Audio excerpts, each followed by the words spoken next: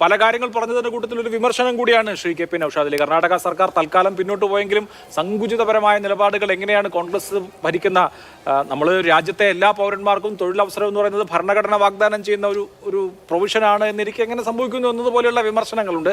അപ്പോൾ B J പിയെ തോൽപ്പിക്കാൻ എല്ലാവരും ബി ജെ പി ആവുക, അല്ലെങ്കിൽ ബി ജെ പിയുടെ ടർഫിൽ ഇറങ്ങി കളിക്കുക, ബി ജെ പിയുടെ നിക്കറിടുക എന്നുള്ള നിലയിലേക്ക് പോകുന്നുണ്ട്. ഇപ്പോൾ അവർ ഫ്രീ ബി കൊടുത്താൽ ഞങ്ങളും ഫ്രീ ബി കൊടുക്കും. അവരുടെ പൊളിറ്റിക്സ്. ഇപ്പോൾ കമൽനാഥിന് എങ്ങനെയാണ് മധ്യപ്രദേശിൽ അടി തെറ്റിയതെന്നും മധ്യപ്രദേശിൽ തിരിച്ചു വരുവാൻ കഴിയാത്ത വിധം അമ്പേ കോൺഗ്രസ് പാർട്ടി പരാജയപ്പെട്ടു പോയതെന്നും നമ്മുടെ സമീപകാല ചരിത്രം ഈ കഴിഞ്ഞ ഒരു വർഷത്തെ ചരിത്രത്തിനിടയിലുണ്ട്. അപ്പോൾ അങ്ങനെയൊക്കെ നോക്കുമ്പോൾ എല്ലാവരും ഇപ്പോൾ ബി ജെ പി അവിടെ അവരെ എന്തുകൊണ്ട് തോൽറ്റു അല്ലെങ്കിൽ എന്തുകൊണ്ട് ബാധിച്ചു എന്ന് പരിശോധിക്കുമ്പോൾ എല്ലാവരും ഈ പരിശോധന നടത്തേണ്ടതല്ലേ ഓരോ ഇടത്തും?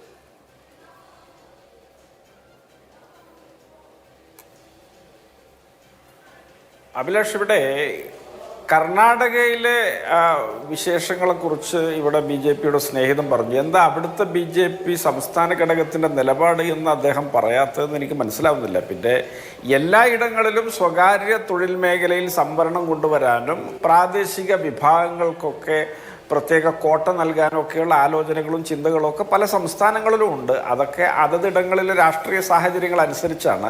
അതിൽ ഒരു നിലപാട് പറയേണ്ട സമയമാകുമ്പോൾ, ഇപ്പോൾ അതൊരു നിയമമായിട്ട് വന്നിട്ടില്ലല്ലോ, അങ്ങനെ ഒരു സമയമാകുമ്പോൾ നമുക്കത് ചർച്ച ചെയ്യുകയും നിലപാട് പറയുകയൊക്കെ ചെയ്യാം. പക്ഷേ കർണാടകയിലെ ബി ജെ പി ഇന്ന് ആ നിയമം നടപ്പിലാക്കുന്നതിൽ നിന്ന് പുറകോട്ട് പോയ കോൺഗ്രസിനെ വിമർശിച്ചാണ് അവിടെ നിലപാട് സ്വീകരിച്ചിട്ടുള്ളത് എന്ന് ഞാനൊന്ന് ഓർമ്മിപ്പിക്കാൻ ആഗ്രഹിക്കുകയാണ്. പിന്നെ അഭിലാഷ്, നമ്മുടെ ഈ ദേശീയ രാഷ്ട്രീയ സാഹചര്യങ്ങളൊക്കെ മാറുകയാണ്.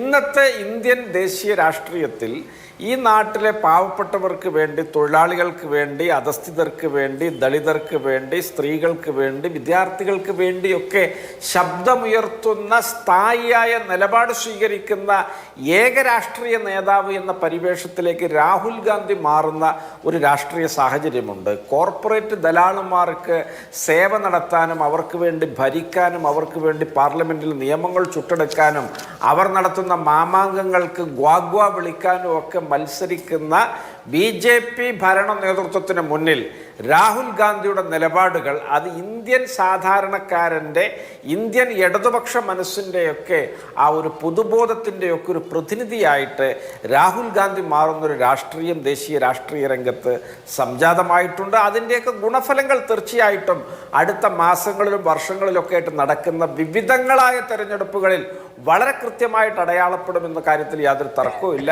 പ്രധാനമന്ത്രി നരേന്ദ്രമോദി കഴിഞ്ഞ പൊതു തെരഞ്ഞെടുപ്പിൻ്റെ സമയത്ത് 40-ലധികം തവണയാണ് കടുത്ത വർഗീയ പ്രയോഗങ്ങൾ രാജ്യത്തുടനീളം നടത്തിയത്. അത്തരത്തിൽ സ്വന്തം പദവിയിൽ നിന്ന് എത്രയോ തരം താഴ്ന്ന വാക്കുകൾ പ്രയോഗിച്ചും പ്രവർത്തിച്ചും മുന്നോട്ട് പോയിട്ടും ഈ പറഞ്ഞ 400-ലധികം സീറ്റ് എന്നുള്ളത് ആവർത്തിച്ച് പറഞ്ഞിട്ടും 230 സീറ്റിലേക്കാണല്ലോ ബി ജെ പി പോയത്.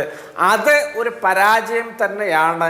ആ ഒരു വീഴ്ച ബി ജെ പിക്ക് ഉണ്ടായത് എന്താണ്, ഇവരെ എത്തരത്തിലാണ് നോക്കിക്കാണുന്നത്? അപ്പോഴും ഞങ്ങളാണ് സിംഗിൾ ലാർജസ്റ്റ് പാർട്ടി എന്ന് അവർ പറയുന്നുണ്ട്. സാങ്കേതികമായിട്ട് അത് ശരിയാണെങ്കിലും തെരഞ്ഞെടുപ്പിൽ ബി ജെ പി കഴിഞ്ഞ 10 വർഷമായിട്ട് പുലർത്തിപ്പോന്ന പേശീബലത്തിൻ്റെ, ധിക്കാരത്തിൻ്റെ, ധാർഷ്ട്യത്തിൻ്റെ രാഷ്ട്രീയത്തിന് മുന്നിൽ തീർച്ചയായിട്ടും ബി ജെ പിക്ക് വലിയ തിരിച്ചടിയാണ് ഉണ്ടായത്. ആ തിരിച്ചടി ഇനി ഓരോ തെരഞ്ഞെടുപ്പിലും വർദ്ധിത വീര്യത്തോടുകൂടി അവരുടെ മേലേൽപ്പിക്കാൻ ഇന്ത്യയിലെ പ്രതിപക്ഷം പ്രതിജ്ഞാബദ്ധമാണ്.